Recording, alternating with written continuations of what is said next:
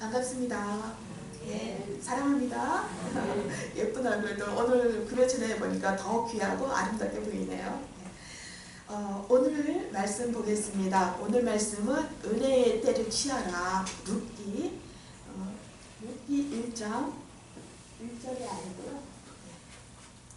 룻기 2장 1절부터 13절입니다. 룻기 2장 1절부터 13절입니다. 찾으셨습니까? 네. 찾으셨으면 교독하시는데 마지막으로 함께 하고요. 제가 먼저 하겠습니다. 나오미의 남편 엘리멜렉의 친족으로 유력한 자가 있으니 그의 이름은 보아스더라.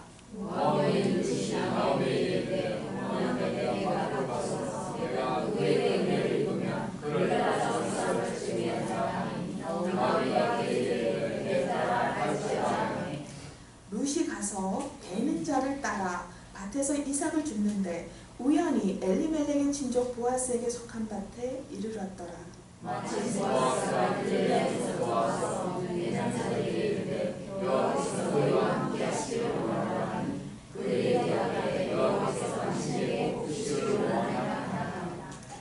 보아스가 베는 자들을 거느린 사환에게 이르되 이는 누구의 소녀냐 하니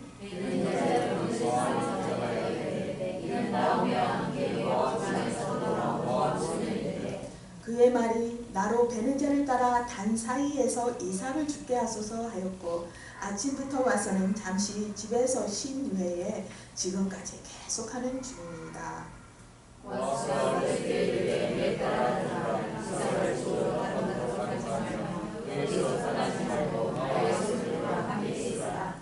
그들이 베는 밭을 보고 그들을 따르라. 내가 그 소년들에게 명령하여 너를 건드리지 말라 하였으니라. 목이 마르거든 그릇에 가서 소년들이 길어온 것을 마실지니라 하는지라.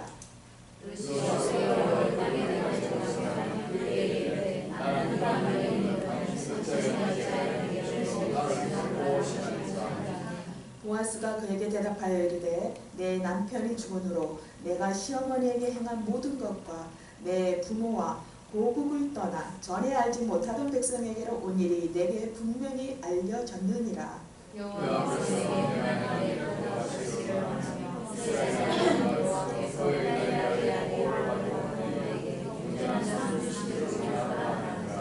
함께 룻이 이르되 내 주여 내가 당신께 은혜 있기를 원하나이다. 나는 당신의 하늘 중에 하나와도 같지 못하노라. 당신이 이 하녀를 위로하시고 말씀을 기쁘게 하는 말씀을 하셨나이다. 마음을 기쁘게 하는 말씀을 하셨나이다 하니라. 아멘. 지난주에 룻기 1장을 중심으로 말씀을 좀 살펴보았죠. 룻기의 말씀을 살펴보았는데 지난주에는 어떻게 해요? 나오미의 신앙에 대해서 보았습니다. 나오미가 건강하지 못한 신앙을 갖고 있었죠. 내 말을 나오미 기쁨의 여인이라 부르지 말고 마라 슬픔이라 부르라. 하나님이 내가 가진 거 다 가져가셨다. 나는 이제 불쌍한 자다. 이렇게 하고 있었어요. 그런데 하나님은 그런 분이 아니셨습니다. 그것은 나오미의 착각이었고 1장은 그렇게 나오미의 건강하지 못한 신앙의 착각과 또 사실 나오미가 많은 것을 잃어버렸었어요. 남편도 잃어버렸고 또 두 아들도 잃어버렸습니다. 그 상황에서 상황에 짓눌리면 믿음으로 소망을 보지 못하면 사람은 그렇게 자기에 대한 해석을 나는 슬픈 자라 이렇게밖에 할 수가 없어지는 겁니다. 그리고 또 마귀는 옆에서 그걸 듣고 너 입술에 열매를 먹어야지 않겠는가? 이러면서 더 그 삶의 중앙짐을 더 해주죠. 이렇게 우리가 룻기가 시작할 때 어려운 가운데 가뭄이 시작돼서 남편과 아들이 다른 이방 땅으로 갔더니 모든 것을 잃고 생명까지 잃는 그 박탈당하고 잃어버리고 슬픔 안 좋은 일이 생기는 걸 보았는데 그러나 우리의 하나님은 어떤 하나님이신가? 우리의 하나님은 반전의 하나님입니다. 역전의 하나님입니다. 잃어버린 것이 있는 우리 인생을 이해하시고 잃어버린 것에 대해서 회복시켜 주시기를 작정하시고 도우시는 그 그 회복시켜 주시는 하나님이신 겁니다. 그래서 룻기는 1장에서는 시작이 가뭄과 죽음으로 시작했지만 2장부터는 아니에요. 오늘 보는 2장부터는 회복이 일어납니다. 하나님께서 찾아주시는 그 모습들이 나타납니다. 그래서요, 룻기를 뭐라고 하냐면요, 요즘 학생들에게 룻기를 어떤 신학생들이죠. 신학교에 가서 신학생들에게 룻기를 어떤 책이라고 생각하십니까? 하고 물어보면 재밌는 답이 나온다고 그래요. 예, 뭐라고 하냐면 재혼을 잘하는 방법을 가르쳐주는 책이요. 이렇게 해요. 예, 룻이 남편을 잃고 나서 시어머니의 땅을 갔더니 좋은 남편을 만났지 않습니까? 재혼을 잘하는 방법. 그리고 또 어떤 학생들은 이렇게 대답합니다. 패자 부활전. 성경에 나오는 패자 부활전입니다. 이렇게도 대답하죠. 모든 것을 잃어버렸던 나오미와 룻이, 그러나 거기에 멈추는 게 아니라 역전시켜 주시는 하나님의 은혜를 따라서 어떻게 살았더니 이렇게 부활했다, 승자로 부활하는 그런 모습을 오늘 룻기에서 보실 수가 있는 것입니다. 사실 이 룻은 무슨 책이라고 하냐면요, 은혜의 책이라고 합니다. 우리가 수요일 날 갈라디아서를 보는데 갈라디아서는 무슨 책이라 하냐면 자유의 책이라고 하죠. 자유의 복음, 자유의 책인데 오늘 보는 룻기는 은혜의 책이라고 합니다. 왜냐? 하나님이 정면에 나타나지 않으면서 은근히 하나님의 은혜가 가득 차 있거든요. 하나님의 은혜가 임할 때 모든 것을 다 잃어버리고 생명을 잃어버리면 끝인데 모든 것을 다 잃어버렸던 가장 가난하고 이방 여인이고 또 나오미 나이 든 여인인데 아무것도 희망이 없는 그런 사람들이 얼마나 영화롭게 승리자로 변할 수 있는가. 하나님의 놀라우신 터치가 있을 때 그 은혜가 어떤 것인가를 보여주는 책이 바로 오늘 룻기인 것입니다. 그래서 룻기에서는 하나님의 은혜를 보여준다 이렇게 할 수 있는데, 사실 우리가 구약과 신약 어떤 책의 그 모습들을 다 이렇게 대비해서 본다면 우리가 하나님의 말씀과 그 은혜의 경륜을 신약에서는 수준 높게 영적으로 풀이해서 예수님이 말씀해 주시고 삶의 적용에 대해서 얘기해 주시는데, 구약에서는 어떻게 말씀하시는가? 율법을 주시면서 지킬 수 있게 눈에 보이는 것으로 이것을 지키느냐 안 지키느냐 여기에 따라서 아주 구체적으로 가르쳐 줍니다. 그러니까 구약은 눈에 보이는 은혜를 딱딱 보여주고 신약은 눈에 보이지 않는 차원 높은 은혜를 우리를 보혈의 공로에 의지해서 우리를 올려주는 거죠. 그런데 오늘 보는 룻기에서는 하나님의 은혜가 눈으로 딱 똑바로지게 하나님께서 나타나셔서 불기둥 구름기둥으로 이렇게 인도하고 계셔 하고 딱 전면적으로 나타나지 않습니다. 출애굽기에서는 백성들이 불기둥을 보았잖아요. 밤에. 낮에는 구름기둥 아래 모여서 햇볕에 상하지 않고 따라갔잖아요. 사실 우리도 지금 불기둥이 보인다면 하나님 쫓아가는 길이 뭐 달리 있나? 뭐 어렵겠어. 저기만 쫓아가면 되는 거 아니야. 그래서 불기둥 쫓아가는 거, 구름기둥 아래 들어가는 거 얼마나 어떻게 보면 선택이 명확합니까? 그런데 오늘날 신앙을 사는 우리들에게는 어떤 것이 이게 불기둥 맞아? 이게 구름기둥 맞아? 이래질 때가 있거든요. 그래서 그런 신학적인 은근히 뒤에서 숨어서 이게 하나님 손길 맞아? 아닌가? 긴가? 그래서 마치 곰곰이 자기 시간을 갖고 받은 복을 세워보아야 그때 너무나도 깊이 오는 하나님의 은혜를 느낄 수 있는 책이 구약이 하나 은근히 숨어 있다면 그게 바로 룻기입니다. 은혜가 무언가? 은혜의 책이라고 했으면 그러면 도대체 은혜가 뭔가 할 때 은혜라는 거는요, 자격이 없는데 받으면 은혜인 것입니다. 베풀지 않아도 베풀면 그게 은혜입니다. 서로 간에 조건 없이 마음이, 국률한 마음, 사랑하는 마음이 우러나서 이것을 어쩌지 못해서 주고 또 받을 때 그것이 바로 은혜인 것입니다. 룻기에 은혜가 넘치는데 그 은혜가 넘치는 룻기의 전체적인 줄거리를 여러분도 잘 알고 계실 겁니다. 한번 혹시 모르는 분이 계신가 해서 한번 말씀드려보면, 자, 시작은 가뭄 들었다고 이방 땅으로, 비옥해 보이는 이방 땅으로 가는 가정이, 나오미의 가정이 나옵니다. 남편 두 아들 갔더니 며느리만 남고 다 죽습니다. 그래서 그 시어머니 나오미는 두 며느리를 데리고 돌아오는데 오르반은 돌아가고 룻이, 작은 며느리 룻이 의리를 가지고 쫓아오죠. 시어머니를 도와주고 봉양하러 옵니다. 그러면서 룻이 무엇이라고 하느냐, 어머니의 하나님이 나의 하나님이 될 것입니다. 그러면서 어머니의 땅에 택하여 들어갑니다. 그런데 그곳에서 룻은 어떻게 하는가, 신실한 모습으로 어머니를 섬길 때 우연히 동네가 보아스와 마주쳐서 그의 부인이 되고 아들을 낳습니다. 그런데 이 아들이 룻의 아들이 되면서 또한 나이 들고 의지할 데 없던 시어머니 그 나오미의 그 아들 역시 됩니다. 그러니까 시작할 때 슬펐고 죽음이었고 낙심이었는데 끝날 때는 모든 동네 사람들이 다 나오는 거예요. 그리고 찬송하는 거예요. 그런데 하나님의 이름을 높여드리며 찬송합니다. 그리고 축하하고 생명이 태어난 걸 기뻐합니다. 그리고 이들은 이 축하를 받는 나오미, 그리고 누구예요? 룻은 어떤 존재가 되느냐, 바로 다윗의 증조 할머니가 됩니다. 구약에서 다윗 하면은 우리가 딱 무엇과 연결하느냐, 다윗의 가문에서 날이라고 한 바로 우리 예수님이 생각나야 됩니다.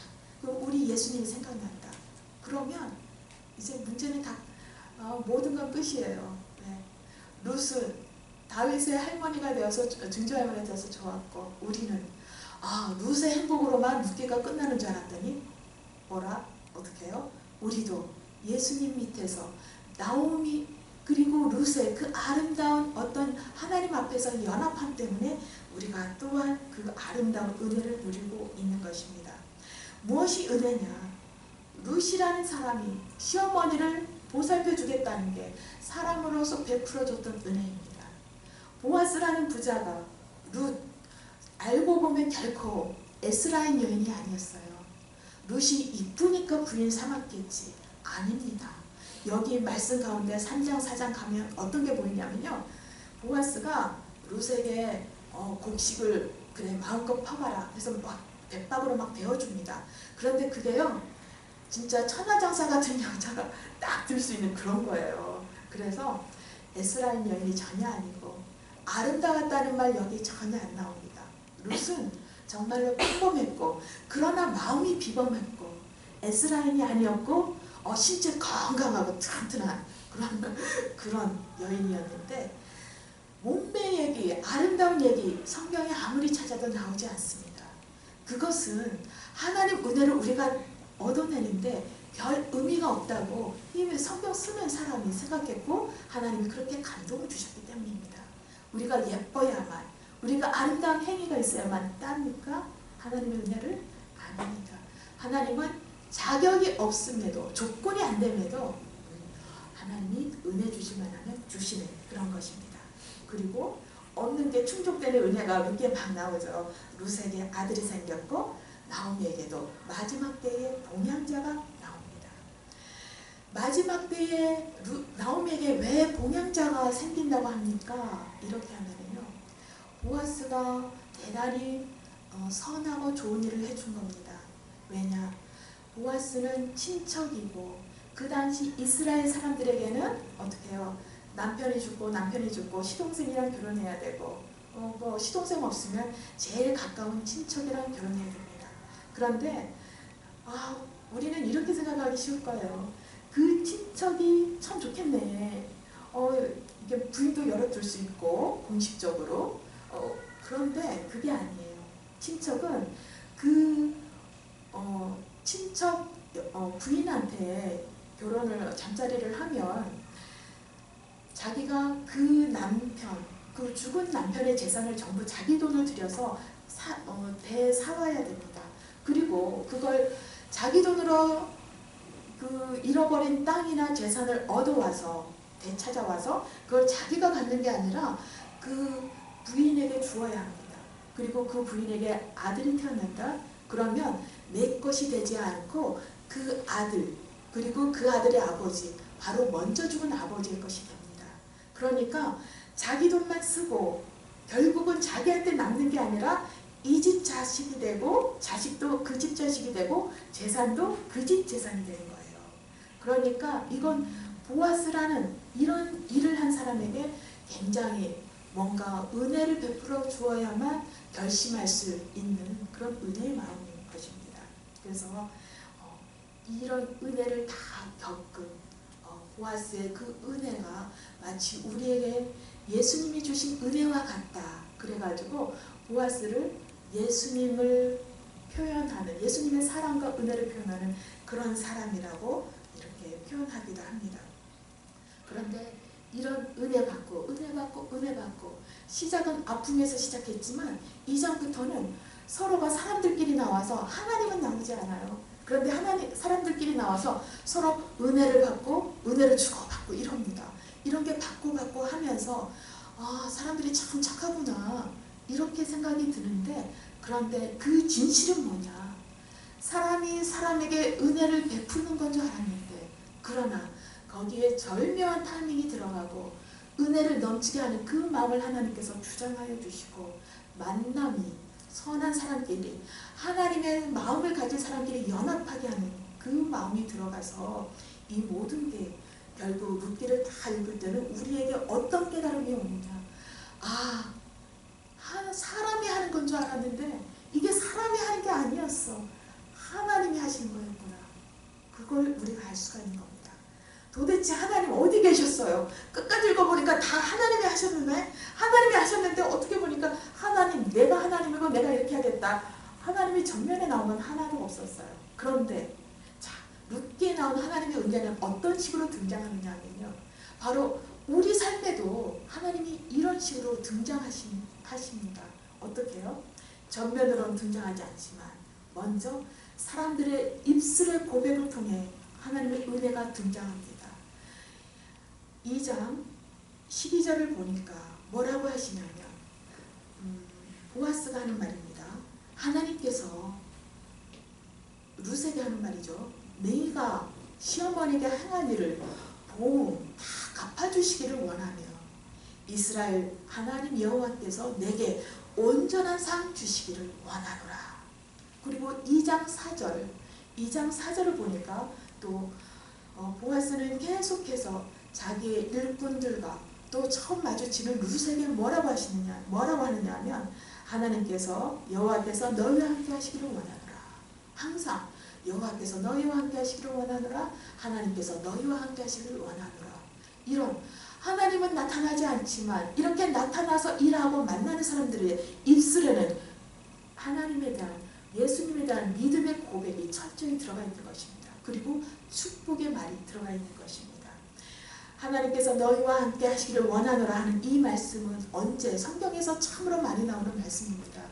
모세가 죽고 여호수아가 지도자가 되었을 때 하나님께서 그에게 담대하라 그러면서 약속 주시는 것이 내가 너와 함께 하겠다. 영영이 너를 떠나지 아니하고 너를 어떻게 해요? 머리 되게 하겠고 승리자 되게 하겠다. 약속해 주셨고, 예수님께서 부활하시고 제자들에게 먼저 나타나셨을 때 가장 먼저 하신 말씀도 그 축복도 내가 너희들과 함께 하겠다는 약속, 그리고 하나님께서 너희와 함께 하기를 원하노라 하는 이 약속인 것입니다. 그리고 지금 여기서 보아스도 룻에게 계속해서 이 동일한 축복을 해주고 또 그러죠. 자, 하나님께서 룻기에서 은근히 뒤에서 나타났다고 우리가 그렇게 보고 있습니다. 그러면 두 번째는 하나님이 또 어떤 모습으로 나타나십니까? 첫 번째는 은근히 뒤에서 나타나십니다. 그리고 이번 두 번째는 우연의 가장에서 하나님의 도우심이 나타납니다. 자, 우리가 볼까요? 1장 22절을 보면은요, 1장 22절 PTN에 안 나와 있는데 제가 읽어드립니다. 나오미가 그 딸, 그 며느리 모압 여인 룻과 함께 돌아왔는데 그때가 언제냐? 그들이 보리 추수 시작할 때에 베들레헴에 이르렀더라. 돌아올 때가 바로 추수, 보리 추수할 때입니다. 보리 추수할 때는 뭐냐? 이제 나오미와 룻은 아무것도 없어요. 딱 돌아왔는데 그때가 추수 다 걷고 곡식이 끝나갈 때면 딱 굶어 죽기 좋은 때입니다. 그런데 이제 막 추수가 되어지고 있어요. 그러니까 부지런해서 밭에 나가기만 하면 떨어진 이삭은 주워 먹을 수가 있지 않습니까? 하나님은 가난하고 당신이 보호하고 싶은 백성에게는 때를 맞춰서 어디를 가든지 간에 마르지 않게 하시고 공급하시는 하나님이십니다. 믿습니까? 예. 보리 추수를 할 때 오게 하셔서 그들이 배고프지 않게 궁핍하지 않게 살아남을 수 있도록 도와주셨고요. 또 두 번째는 보리 추수 그 일을 하려고 보리밭에 그 이삭 주우러 다니면서 귀한 사람을 만납니다. 이것도 하나님이 미리 아신 거예요. 보리 이삭을 주우러 밭으로 가다가 귀한 사람 남편감을 만나는 거죠. 보아스를. 그리고 보리 추수가 끝나고 이스라엘 사람들은 어떻게 했냐면요. 보리 추수가 끝난 다음에 우리도 그렇잖아요. 낫가래 같은 거를 이제 다 그 낫으로 다 베어낸 다음에 이제 볕땅 같은 걸 밭에 이렇게 놓잖아요. 미처 다 마지막 일을 탈곡을 못해서. 이스라엘 사람도 마찬가지입니다.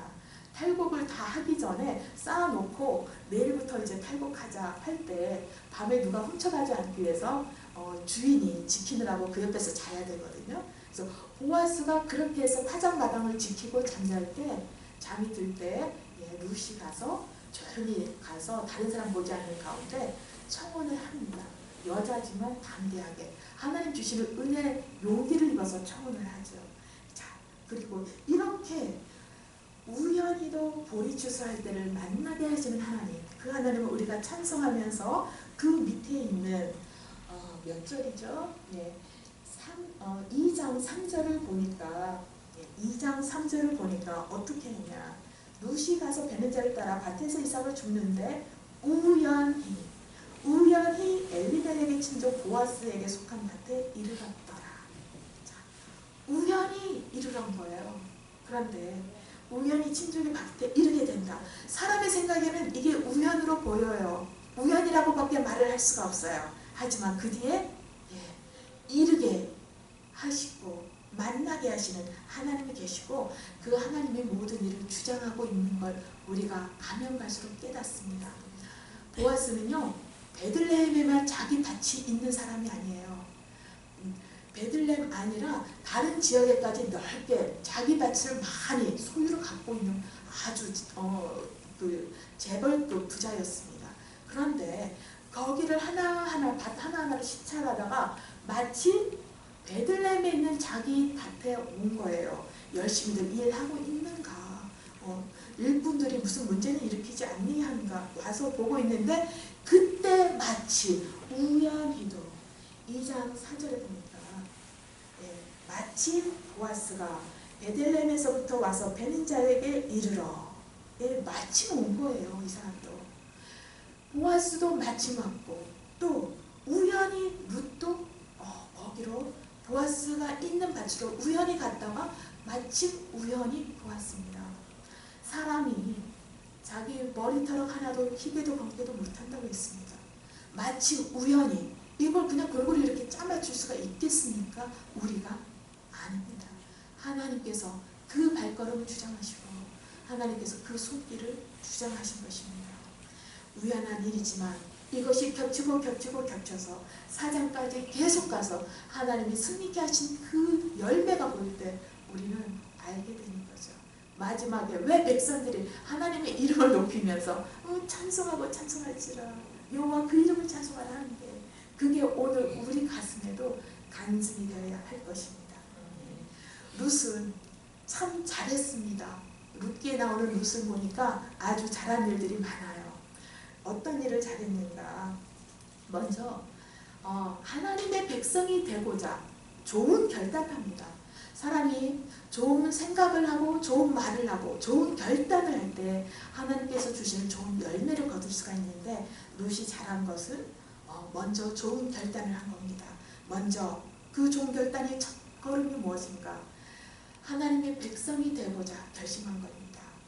누가 가운데에 있건 내가 선택한 것이 아니라 내 어머니의 하나님을 믿고자 했든지 간에 그것은 은혜로부터 시작한 것입니다. 1장 16절을 보면은요, 무엇이라고 하느냐, 어머니께서 가시는 곳에 나도 가고 어머니께서 머무시는 곳에서 나도 머물겠나이다. 내가 이스라엘로 들어가서 거기서 살겠다는 고백이죠. 어머니의 백성 이스라엘이 나의 백성이 되고 내가 이스라엘 백성이 되겠다는 결단입니다.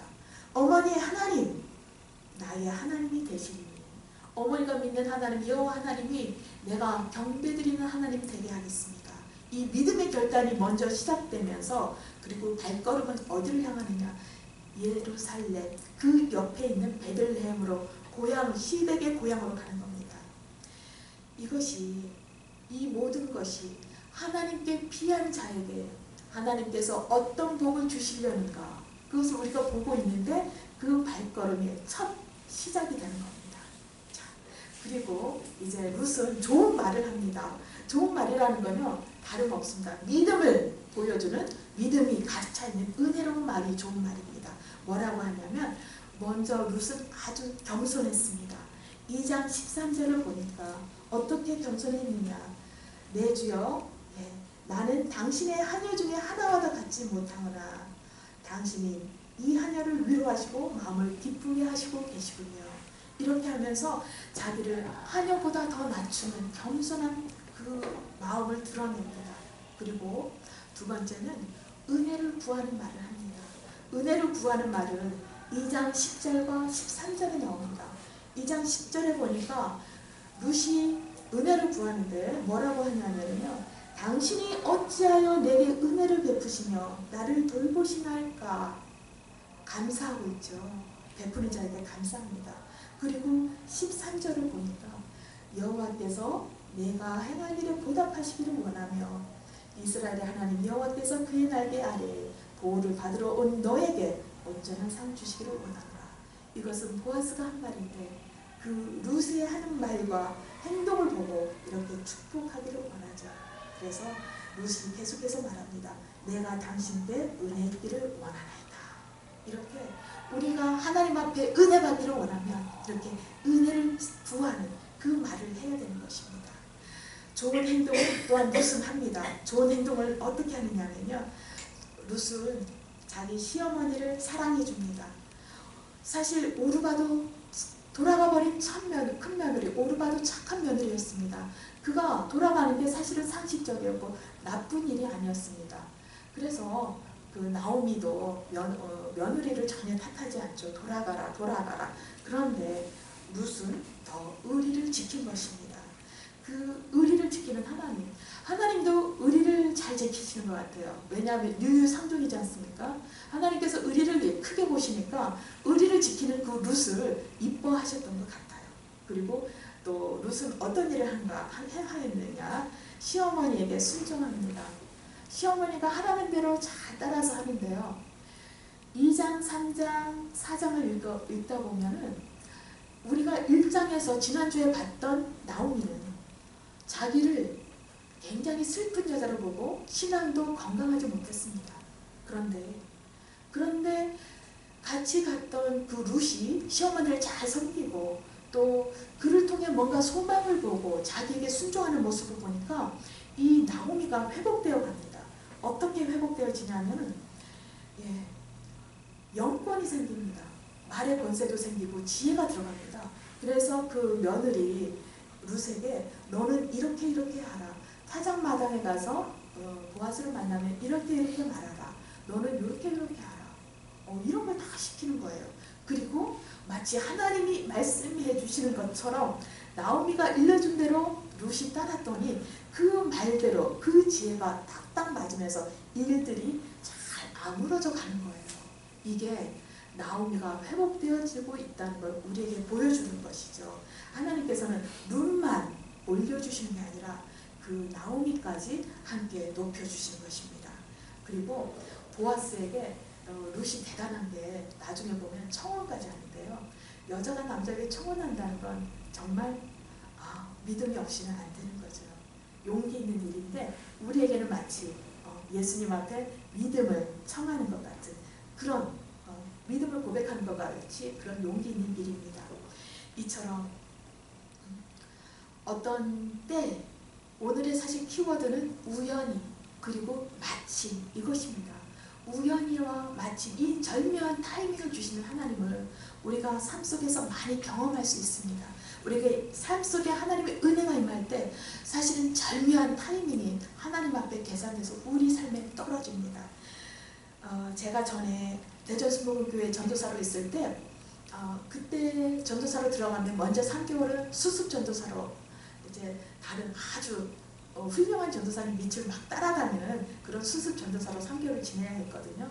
근데 제가 그때 따라다녔던 전도사님은 윤유식, 얼마나 유식하면 이름이 유식인지 윤유식 전도사님인데 노처녀로 완전히 하나님께 헌신하는 그런 분이었어요. 근데 그분이 그때 나를 데리고 다니면서 하나 어떤 간증거리가 생겼는데 어떤 일이었냐면 그분이 하얀 소나타보다 좀 작은 차였는데 하얀 아반떼 같은 차를 몰고 다녔어요. 그런데 전도사가 예전이나 지금이나 그 생활이 풍부하지 않지 않습니까? 풍부하지 않은데 그 차가 몇 번 막 여기저기 부딪혀가지고 하얀 차인데 굉장히 많이 긁히고 많이 찌그러들고 보기가 굉장히 흉했던 거예요. 그래서 이 전도사님이 계속 좀 시간만 나면 이제 하나님께 기도했습니다. 하나님, 전도사 차가 진짜 모양이 너무 엉망이라서 그 성도들이 정말 흉볼까봐 걱정됩니다. 하나님, 제 차 어떻게, 돈은 없지만 하나님께서 제 차를 좀 어떻게 수리해서 좀 말끔하게 해주세요 하고 계속 기도를 했었거든요.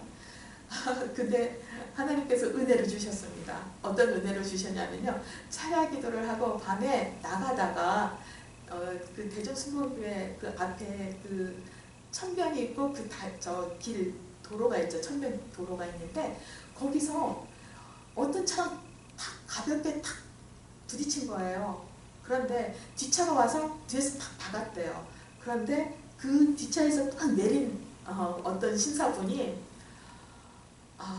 그 윤유식 전도사님이 딱 나오자마자 보통은 차가 부딪히면 딱 나오자마자 남자분들은 어쩌고 저쩌고 막 그 욕부터 하면서 제압해버리려고 막 그런 사람들이 있습니다. 근데 윤유식 전도사님이랑 차가 부딪힌 이 사람은요, 밤늦게 차에서 딱 내리면서 지갑을 딱 꺼내더니 수표 2장을 딱 줬대요.